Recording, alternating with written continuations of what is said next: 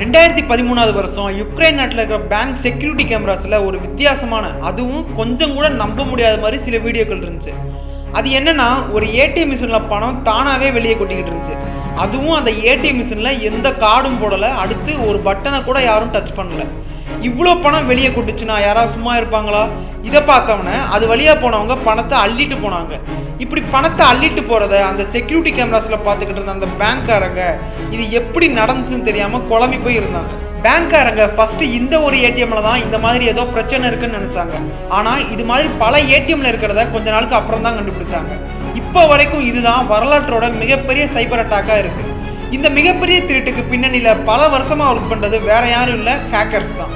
இப்படி ஹேக் பண்ணி ஆன்லைனில் இவங்க கொள்ளையடித்த பணம் பார்த்தீங்கன்னா கிட்டத்தட்ட 6000 கோடி ரூபாய், அதாவது $850 மில்லியன். கொஞ்ச நாள்லேயே பல ஏடிஎம் மிஷினில் இந்த பிரச்சனை இருக்கிறத ஒரு வழியாக கண்டுபிடிச்சாங்க. அப்புறம் யுக்ரைன் நாட்டில் இருக்கிற ஒரு பேங்க் ரஷ்யாவில் இருக்கிற காஸ்பர்ஸ்கி லேப்ங்கிற ஒரு ரஷ்யன் சைபர் செக்யூரிட்டி கம்பெனியை ஹெல்ப்புக்கு கான்டாக்ட் பண்ணாங்க. அடுத்து இந்த காஸ்பர்ஸ்கி கம்பெனியில் இருக்கிற எக்ஸ்பர்ட்ஸ் ஏடிஎம் மிஷினில் ஏதாவது பிரச்சனை இருக்குமோன்னு செக் பண்ணி பார்த்தாங்க. கடைசியில் ஏடிஎம்ல எந்த விதமான பிரச்சனை இல்லைன்னு, ஒரு குறிப்பிட்ட நேரத்தில் ஏடிஎம்லேருந்து பணம் ஆட்டோமேட்டிக்காக வெளியே வர மாதிரி ஹேக் பண்ணியிருக்காங்கன்னு கண்டுபிடிச்சாங்க. அடுத்துதான் இந்த எக்ஸ்பர்ட்ஸுக்கு புரிஞ்சது இது நம்ம நினைக்கிற அளவுக்கு அவ்வளோ ஈஸியான வேலை இல்லைன்னு. அவங்க எப்படி இந்த அளவுக்கு பெரிய சைபர் கிரைமை கண்டுபிடிக்க போகிறோன்னு கொஞ்சம் தடுமாறினாங்க. கடைசியாக இந்த கொள்ளைக்கு பின்னாடி ரொம்ப புத்திசாலியான ஹேக்கர்ஸ் இருக்கிறத அந்த எக்ஸ்பர்ட்ஸ் புரிஞ்சுக்கிட்டாங்க. அடுத்து இந்த மாதிரி ஏடிஎம் கொள்ளை யுக்ரைன் நாட்டில் மட்டும் இல்லை, இது மாதிரி ரொம்ப நாட்டில் நடக்குதுன்னு கண்டுபிடிச்சாங்க. அது மட்டும் இல்லாமல் இதை பண்ணது ரஷ்யா இல்லைன்னா சைனாவில் இருக்கிற ஏதோ ஒரு மிகப்பெரிய சைபர் கிரிமினல் தான் நம்பினாங்க. ஆனால் இவ்வளோ பெரிய கொள்ளையை பண்ணது கார்பனாக்குங்கிற ஒரு சைபர் கேங். இவங்க ஒரு மோசமான வைரஸ் இருக்கிற சாஃப்ட்வேரை யூஸ் பண்ணி கிட்டத்தட்ட $850 மில்லியன் பணத்தை உலகத்தில் இருக்கிற 100க்கும் மேலே உள்ள பேங்க்ல இருந்து கொள்ளையடிச்சாங்க. இந்த கொள்ளை நடத்துகிற கும்பலை கண்டுபிடிக்கிறதுக்கு காஸ்பர்ஸ்கி டெக்னீஷியன்ஸ் அவங்களோட இன்வெஸ்டிகேஷன் நடத்திக்கிட்டு இருந்தாங்க. அப்போதான் அவங்களுக்கு புரிஞ்சது கொள்ளைக்காரங்க ரொம்ப வருஷமா உலகத்தில் இருக்கிற பல பேங்க்ல இந்த திருட்டை நடத்திக்கிட்டு இருக்காங்க. அது மட்டும் இல்லாமல் இந்த காஸ்பர்ஸ்கி டெக்னீஷியன்ஸ் அந்த கொள்ளைக்காரங்களை பற்றி ரொம்ப விஷயத்தை கண்டுபிடிச்சாலும் இந்த திருட்டு கண்டினியூஸாக நடந்துக்கிட்டே தான் இருந்துச்சு.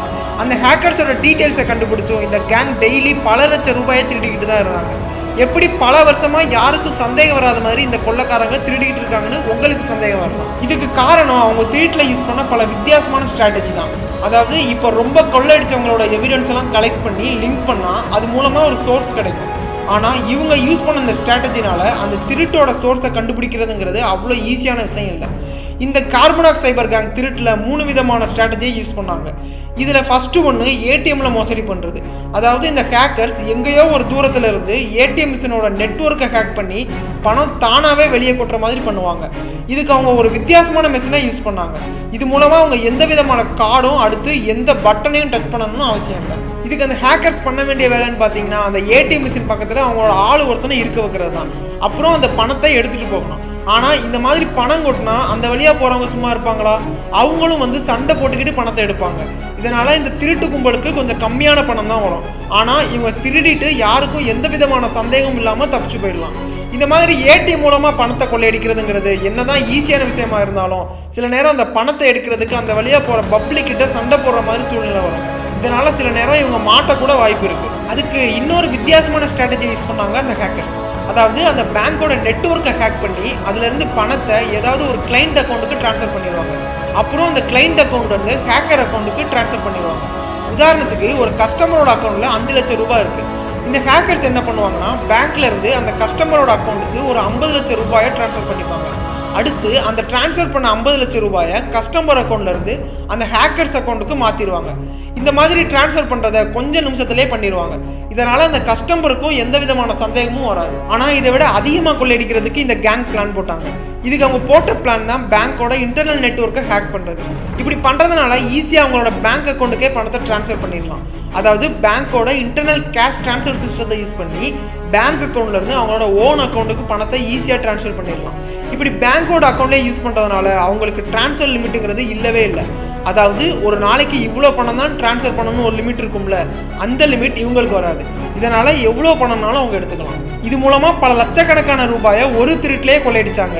இப்படி பல கோடி ரூபாயை தொலைச்சிட்டோம்னா அந்தந்த பேங்க்காரங்க கண்டுபிடிக்கும் போது அந்த கேங் ரொம்ப தூரம் தப்பிச்சு போயிட்டாங்க. இந்த மாதிரி ஸ்ட்ராட்டஜி ஹேக்கர்ஸ்க்கு ரொம்பவே லாபமாக இருந்துச்சு.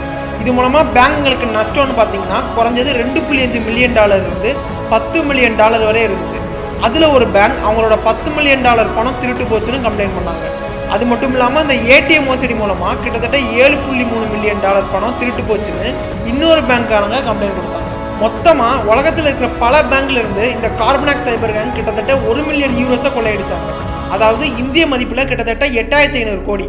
எவ்வளோ வருஷமாக இந்த மாதிரி யாருக்கிட்டையும் மாட்டாமல் திருட முடியும்னு நீங்கள் நினைக்கலாம். அதாவது கிட்டத்தட்ட 2 வருஷமாக 100க்கு மேலே இருக்கிற பேங்க்கில் கொள்ளையடிச்சாங்க. அதுவும் ஒரு நாட்டில் இல்லை, கிட்டத்தட்ட 30 நாடுகளில். இதனால் திருட்டில் கிடைச்ச கொஞ்சம் எவிடன்ஸை வச்சு இந்த திருட்டோட சோர்ஸை யாராலையும் கண்டுபிடிக்கவே முடியல. இவங்க திருடின 100க்கும் மேற்பட்ட பேங்க்கில் ரொம்ப பேங்க் இருக்கிற இடம்னு பார்த்தீங்கன்னா உக்ரைன், ரஷ்யா, அப்புறம் சைனா. அது மட்டும் இல்லாமல் இந்த ஹேக்கர்ஸ் அமெரிக்கா, ஜெர்மனியில் இருக்கிற பேங்க்கில் கூட கொள்ளையடிச்சாங்க. அடுத்து இந்த திருடின பணத்தை எல்லாம் யாருக்குமே சந்தேகம் வராத பல திருட்டு அக்கௌண்ட்டுக்கு மாற்றிக்கிட்டாங்க. இந்த அக்கௌண்ட்ஸ் உலகத்தில் இருக்கிற பல நாடுகளில் இருந்துச்சு. அது மட்டும் இல்லாமல் ரொம்ப அக்கௌண்ட்ஸ் அமெரிக்கா, ரஷ்யா, அப்புறம் சைனாவில் தான் இருந்துச்சு. இந்த திருடங்க கொள்ளையடிச்சிட்டு மாட்டாமல் இருக்க இன்னொரு காரணமும் இருக்குது. அதாவது இவங்களோட நோக்கம்னு பார்த்தீங்கன்னா பேங்க்கோட பணத்தை கொள்ளையடிக்கிறது தான். ஆமாங்க, இந்த ஹேக்கர்ஸ் பேங்க்கோட கஸ்டமர்ஸ் பணத்தை கொள்ளையடிக்கலை. சப்போஸ் இவங்க பேங்க்கோட கஸ்டமர்ஸ் பணத்தை கொள்ளையடிச்சாங்கன்னா கண்டிப்பாக யார் பணம் திருட்டு போச்சோ அவங்க கம்ப்ளைண்ட் கொடுப்பாங்க. இதனால் அந்த பேங்க்காரங்க கண்டிப்பாக இந்த திருட்டை விசாரித்து தான் ஆகணும். அது மட்டும் இல்லாமல் பணம் திருட்டு போச்சுங்கிறத பப்ளிக்காக அனௌன்ஸ் பண்ணவும் செய்யணும். இப்படி பண்ணுறதுனால சில நேரம் இந்த ஹேக்கர்ஸ் மாட்டுறதுக்கான வாய்ப்பும் ரொம்ப அதிகம். இப்போ பேங்க்கில் இருக்கிற கஸ்டமர்ஸ் அக்கௌண்ட்டுக்கு பதிலாக பேங்க்கோட இன்டர்னல் அக்கௌண்ட்ஸையே திருடுனா பணம் திருட்டு போனதை வெளியே சொன்னால் பேங்க்கோட நேம் கெட்டு போயிருமோன்னு அந்த திருட்டை அவங்க மறைச்சிருவாங்க. இப்படி பல பேங்க்கில் நடந்த கொள்ளையை போலீஸ்காரங்க கனெக்ட் பண்ணி பார்த்தப்போ அவங்களால இந்த கொள்ளையோட நோக்கம் என்ன, அப்புறம் இந்த குரூப் எவ்வளோ பெரிய குரூப்னு கண்டுபிடிக்கவே முடியலை. இந்த மாதிரி உலகத்தில் இருக்கிற பல நாடுகளில் யாருக்கிட்டையும் மாட்டாமல் கொள்ளையடிச்சதுக்கு அவங்கக்கிட்ட இன்னொரு ஆயுதமும் இருந்துச்சு. அதாவது வேற ஒன்றும் இல்லை, அவங்களோட பொறுமை தான். நார்த் அமெரிக்காவில் இருக்கிற காஸ்பர்ஸ்கி லேபோட மேனேஜிங் டைரக்டர் கிறிஸ் டாக்கெட் என்ன சொன்னார்னா, நார்மலாக சைபர் கிரிமினல்ஸ்னால் எந்த அளவுக்கு வேகமாக சிஸ்டத்தை ஹேக் பண்ண முடியுமோ அந்த அளவுக்கு ஸ்பீடாக பண்ணி என்னெல்லாம் அவங்களால கொள்ளையடிக்க முடியுமோ அதை எல்லாத்தையும் வேகமாக கொள்ளையடிச்சிருவாங்க. அப்புறம் தப்பிச்சு ஓடவும் செஞ்சுருவாங்க. ஆனால் இந்த சைபர் கேங் என்ன பண்ணுவாங்கன்னா, இவங்க ஒரு சிங்கிள் ரைட் பண்ணி கொள்ளையடிக்கிறதுக்கு குறைஞ்சது 2லேருந்து 4 மாதம் வரையும் எடுத்துப்பாங்க. அந்த அளவுக்கு பெர்ஃபெக்டாக யாருக்கிட்டையும் மாட்டாமல் திருடுவாங்கன்னு சொன்னாங்க. ஆனால் இந்த மாதிரி பெர்ஃபெக்டாக பிளான் போட்டு திருடுனா அது கண்டிப்பாக பேங்க்காரங்களுக்கு தலைவலியாக தான் இருக்கும். ஏன்னா என்னதான் பேங்க்காரங்க ரொம்ப அட்வான்ஸ் சாஃப்ட்வேர்ஸ், ஃபயர்வால் ப்ரொடக்ஷனை யூஸ் பண்ணாலும் இந்த கார்பனாக் சைபர் கேங் அதை ஈஸியாக ஹேக் பண்ணிடுவாங்க. அது மட்டும் இல்லாமல் பெரிய அட்வான்ஸ் சாஃப்ட்வேராலையும் இவங்க எதை வச்சு, அதாவது எந்த சாஃப்ட்வேர் வச்சு திருடுறாங்கன்னு கண்டுபிடிக்கவே முடியாது. ஆனால் அவங்க யூஸ் பண்ண மெத்தட்னு பார்த்தீங்கன்னா ரொம்ப பழைய ட்ரிக்கு, அதாவது பிஸ்ஸிங் இமெயில். அதாவது இந்த மாதிரி விஷயத்தை நம்ம கண்டிப்பாக கேட்டிருப்போம். இதில் இமெயிலை யூஸ் பண்ணி கொள்ளையடிப்பாங்க. அதாவது ஒரு தெரியாத இடத்துல இருந்து ஒரு இமெயில் வரும். அந்த இமெயிலில் என்னடா இருக்குன்னு ஓப்பன் பண்ணி பார்த்தா அதுக்குள்ளே நம்ம என்னென்ன கண்டுபிடிக்க முடியாத ஒரு வைரஸ் இருக்கும். ஆனால் இந்த பிஸ்ஸிங் ட்ரிக்லேயே அட்வான்ஸ்டு ட்ரிக்கை யூஸ் பண்ணாங்க, அதாவது ஸ்பியர் பிஸ்ஸிங். அப்படின்னா என்னன்னா, இப்போ நார்மலாக நமக்கு தெரியாதவங்க யாராவது இமெயில் அனுப்புனா எதுக்கு இதை ஓப்பன் பண்ணணும்னு சொல்லி ஓப்பன் பண்ணாமல் விட்டுருவோம். ஆனால் இந்த கேங் அனுப்புகிற இமெயில் பார்த்தீங்கன்னா உண்மை மாதிரியே இருக்கும். அதாவது இந்த இமெயிலை கண்டிப்பாக ஓப்பன் பண்ணி பார்க்கணும்னு உங்கள் மனசில் தோணும். எந்த அளவுக்கு நம்புற மாதிரி இருக்கும்னா, யாரோ உங்கள் கூட பேங்க்கில் வேலை பார்க்குற ஃப்ரெண்டுக்கிட்ட இருந்து வந்த இமெயில் மாதிரி இருக்கும். நம்ம ஃப்ரெண்டு அனுப்புன மெயில் தானே நினச்சி அந்த லிங்கை கிளிக் பண்ணிட்டோம்னா அவ்வளோதான். அதாவது அந்த ஹேக்கர்ஸோட சாஃப்ட்வேர் பேங்க்கோட நெட்வொர்க்குள்ளே போயிடும். அப்புறம் அதை கண்டுபிடித்து தடுத்து நிறுத்தணுங்கிறது அவ்வளோ சாதாரண விஷயம் இல்லை. அப்படி அந்த பேங்க்கோட நெட்வொர்க்குள்ளே போனோம்னா அந்த சாஃப்ட்வேர் தானாகவே அந்த பேங்க்கோட இன்டர்னல் நெட்வொர்க்கை தாக்கும். அதுவும் அந்த சாஃப்ட்வேருக்கு, அதாவது அந்த ஹேக்கர்ஸுக்கு தேவையான டார்கெட்டை கண்டுபிடிக்கிற வரைய. அடுத்து அந்த பேங்க்கோட இன்டர்னல் அக்கௌண்டிங் அப்புறம் கேஷ் ட்ரான்ஸ்ஃபர் சிஸ்டத்துக்கு பொறுப்பாக இருக்கிறவங்க பார்த்தீங்கன்னா அந்த கம்ப்யூட்டருக்கு ஓனராக இருக்கிற அந்த பேங்க்கோட எம்ப்ளாயி தான். இந்த இடத்துல தான் அந்த ஹேக்கர்ஸோட பொறுமைக்கு நம்ம நோபல் ப்ரைஸே கொடுக்கலாம். அதாவது அவங்களுக்கு தேவையான கம்ப்யூட்டரை கண்டுபிடிச்ச பிறகு இந்த ஹேக்கர்ஸ் அந்த எம்ப்ளாயை கண்காணிச்சுக்கிட்டே இருப்பாங்க. அது மட்டும் இல்லாமல் அந்த எம்ப்ளாயோட ரொட்டீன் ஒர்க், பேங்க் ஆப்ரேஷனை வாரக்கணக்காக மாதக்கணக்காக கண்காணிச்சிட்டு இருப்பாங்க. அதுக்கு அடுத்து தான் அவங்க பணத்தை திருடவே ஆரம்பிப்பாங்க. இந்த ஹேக்கர்ஸோட சாஃப்ட்வேரால் அந்த பேங்க்கோட செக்யூரிட்டி கேமராஸ் அப்புறம் அந்த பேங்க்கில் வேலை பார்க்குறவங்களோட கம்ப்யூட்டரில் இருக்கிற வெப்கேம்ஸை கூட ஹேக் பண்ண முடியும். கூடவே அந்த எம்ப்ளாயி கீபோர்டில் டைப் அடிக்கிற லெட்டரை கூட அவங்களால கண்டுபிடிக்க முடியும். இது மூலமாக தான் ஹேக்கர்ஸ் அந்த பேங்க்கோட பாஸ்வேர்ட்ஸை திருடுவாங்க.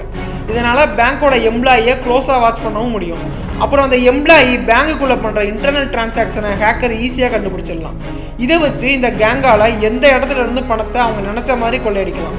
இது எல்லாமே ஹேக்கர்ஸ் பல மாதமாக அந்த பேங்க்கை கண்காணித்த பிறகு தான் பண்ண முடியும். கடைசியாக பேங்க்காரங்க அவங்களோட பணம் திருட்டு போச்சுன்னு கண்டுபிடிக்கிற சமயத்தில் அந்த சைபர் கேங் அவங்களோட இன்னொரு திருட்டுக்கு போயிடுவாங்க. இப்படி அவங்க திருடின பணத்தை ஏடிஎம்ல மோசடி பண்ணி எடுத்துப்பாங்க. அப்புறம் அதை வேற நாட்டில் இருக்கிற அக்கௌண்ட்டுக்கு ட்ரான்ஸ்ஃபர் பண்ணிடுவாங்க. அடுத்து இந்த திருடின பணத்தை ட்ரேஸ் பண்ணி கண்டுபிடிச்சிடக்கூடாதுங்கிறதுக்காக அதில் கிரெடிட் கார்ட்ஸ் அப்புறம் கார், அப்பார்ட்மெண்ட்னு வாங்கிடுவாங்க. ஈரோபோல் என்ன சொன்னாங்கன்னா, இந்த கார்பனாக் சைபர் கேங் கிட்டத்தட்ட 100 கோடி ஈரோக்கு மேலே கொள்ளையடிச்சதா அறிக்கை வெளியிட்டாங்க. இதில் மெஜாரிட்டி பணத்தை பேங்க்ல இருந்து தான் கொள்ளையடிச்சாங்க. ஆனால் 2017 வருஷம் இந்த ஹேக்கர்ஸ் அவங்களோட டாக்டிக்ஸை மாற்றிக்கிட்டு ஹாஸ்பிட்டாலிட்டி இண்டஸ்ட்ரியை டார்கெட் பண்ண ஆரம்பிச்சாங்க. அதாவது ரெஸ்டாரண்ட்ஸில் இருந்தும் ரீட்டைல் ஆர்கனைசேஷனில் இருந்தும் கொள்ளையடிச்சாங்க. இப்படி அவங்களோட ஸ்ட்ராட்டஜியை மாற்றினதுனால அவங்களுக்கு பிரச்சனையும் வர ஆரம்பிச்சிருச்சு. அதாவது 2018 வருஷம் மார்ச் மாதம் இந்த சைபர் கேங்கோட மாஸ்டர் மைண்டாக இருக்கிற யுக்ரைன் நாட்டோட டென்னிஸ் கேங்கிறவனை ஸ்பெயினில் வச்சு அரெஸ்ட் பண்ணதா ஈரோப்போல் சொன்னாங்க. ஆனால் இந்த கேஸ் இன்னும் பெண்டிங்கில் தான் இருக்குது. என்னதான் இந்த கேங்கோட லீடரை அரெஸ்ட் பண்ணாலும் இந்த கார்பனாக் சைபர் கேங் அவங்களோட திருட்டை குறைக்கவே இல்லை. அதாவது இன்னும் உலகத்தில் இருக்கிற பல நாடுகளில் வித்தியாசமான ஸ்ட்ராட்டஜியை வச்சு கோடியாக பணத்தை கொள்ளையடிச்சுக்கிட்டு தான் இருக்காங்க. இந்த வீடியோ உங்களுக்கு பிடிச்சிருந்துச்சுன்னா மறக்காமல் உங்கள் கமெண்ட்ஸை பதிவு பண்ணுங்கள் நண்பர்களே. நன்றி. இது உங்கள் நண்பன் அரவிந்த்.